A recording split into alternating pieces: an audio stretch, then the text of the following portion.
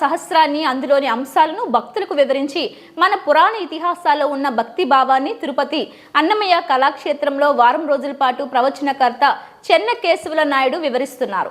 భాగవతంలోని మాధుర్యానికి భక్తులు పరవశించారు. చివరగా రుక్మిణి కళ్యాణాన్ని ఎంతో ఆహ్లాదకరంగా వివరించి భక్తులను తన్మయత్నం చేశారు. ఈ సందర్భంగా రాయలసీమ రంగస్థలం చైర్మన్ గుండాల గోపీనాథ్ రెడ్డి ప్రవచనకర్త చెన్నకేశవుల నాయుడును పూలమాల దుస్సాల్వతో ఘనంగా సత్కరించారు.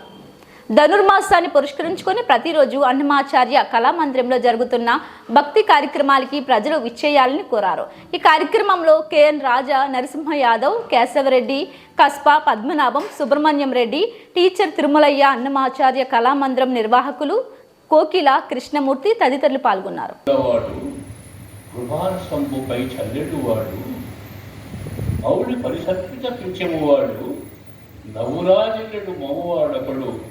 చెరగల బాణధనం ముదించలో మదియలారా మీ పగల మాటలేడు కదమ్మా.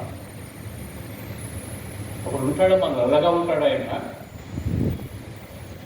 మా మానధనాన్ని కొల్లగొట్టుకొని పరిగెత్తుకుంటూ వచ్చేసాడు ఇక్కడికి.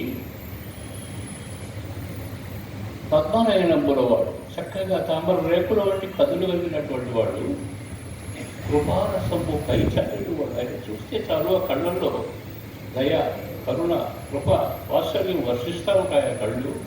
ఆ చూపులు పడితే చాలు మనం పునీతులు అయిపోతాము. ఆ స్వామితో ఆ అనుభూతులు అది ఎంత మనోహరమైనటువంటివి, మహిమాన్వితమైనటువంటివి, మంజులమైనటువంటివి.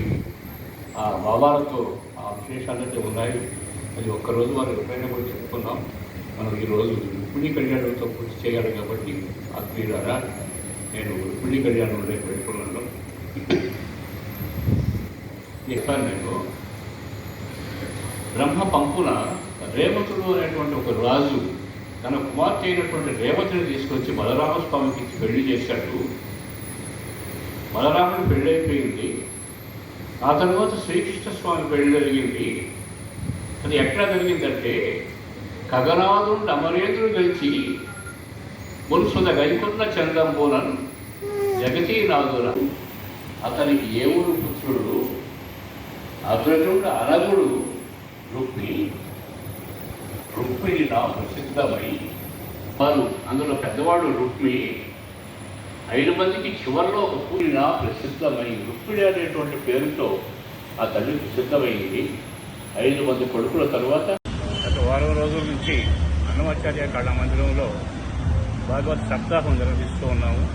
ఈ 7 రోజులు కూడా మొదటి రోజు భాగవత ఆవిర్భావానికి సంబంధించినటువంటి విశేషాలు, రెండవ రోజు బరికోపాఖ్యాన్ని గురించినటువంటి విశేషాలు, మూడవ రోజు గజేంద్ర మోక్షం, 4వ రోజు వామన చరిత్ర, 5వ రోజు ప్రహ్లాద చరిత్ర, ఈరోజు నిన్న గోపికల యొక్క శ్రీకృష్ణ తత్వము, ఈరోజు రుక్మిణి కళ్యాణంతో ఈ కార్యక్రమం పూర్తి కాబోతూ ఉంది.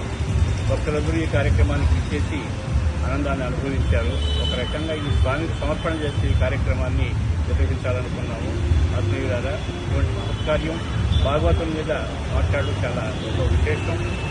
ఇందులో పాల్గొన్నటువంటి భక్తులందరికీ కూడా స్వామి యొక్క అపారమైనటువంటి కరుణా కటాక్ష వీక్షణాలు అందరి మీద వర్షించి వారి జీవితాలు పునీతం కావాలని